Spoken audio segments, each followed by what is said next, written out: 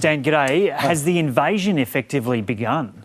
No, you couldn't say that. I mean, you know, some are saying this is a prelude to what we may see as a full-scale invasion. And of course, when we've talked about invasion, there have been various forms of this that we've sort of looked at potentially. Potentially there would be troops going into places just like what we've seen. Donetsk, Donbass, securing those Russian-held areas rather than a full-scale invasion of Ukraine itself. But, you know, Vladimir Putin has 130,000 troops right on the border. Yeah. He has the firepower, and that's conceded by everyone. NATO, the US, he has the firepower to overrun Ukraine. Just how far he is prepared to go, whether this is a prelude to something more, we don't know. But he said he is sending troops over the border, over the the internationally recognised Ukrainian border into eastern because he doesn't recognise that. Yeah, that's the point. He doesn't recognise it. But if we're speaking legally in global terms, legally, if those troops cross over that border, has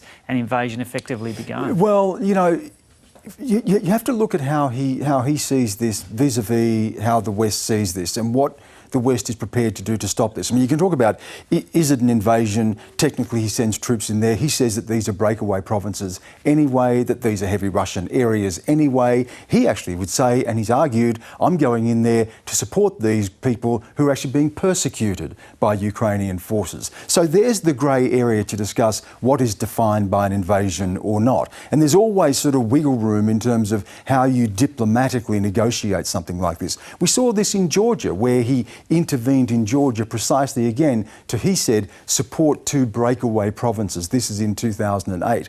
But it comes down to this fundamental thing, that Putin does not recognise the sovereignty of Ukraine. His idea of a greater Russia is Ukraine as part of Russia. And so if he doesn't recognise the sovereignty of Ukraine, do you believe he is now intent on taking the Ukraine in its entirety or not?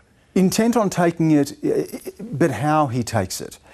Is it about being able to intimidate Ukraine into surrendering aspects of its sovereignty, like, for instance, the constitutional commitment to be able to join NATO at some time in the future? What does control look like? Does it mean he goes into a door-to-door urban warfare to try to control all of Ukraine? That's been put forward as one possibility. Or does the intimidation lead to Ukraine acquiescing to that power and surrendering aspects of its sovereignty to meet what are Putin's demands, which is that Ukraine does not fall under the sphere of influence of Europe, that there is no commitment at any time for Ukraine to join NATO, that there is no commitment, that there is a commitment from NATO and the US not to encroach on what he sees as Russia's sphere of influence. These are all the things he's already put on the table. What do you believe of the West's refusal to agree to Vladimir Putin's requirement that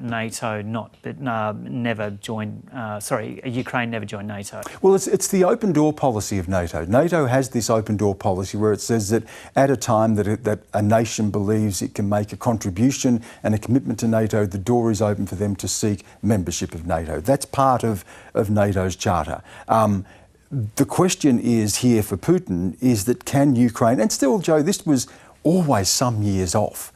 So is there an opening here for a creative diplomatic resolution to this, whereby perhaps there's a moratorium on Ukraine joining NATO at any such point, or you push that down the line without NATO giving up absolutely its right to at some point join? These are the areas that may open for some form of creative diplomacy to avoid a conflict.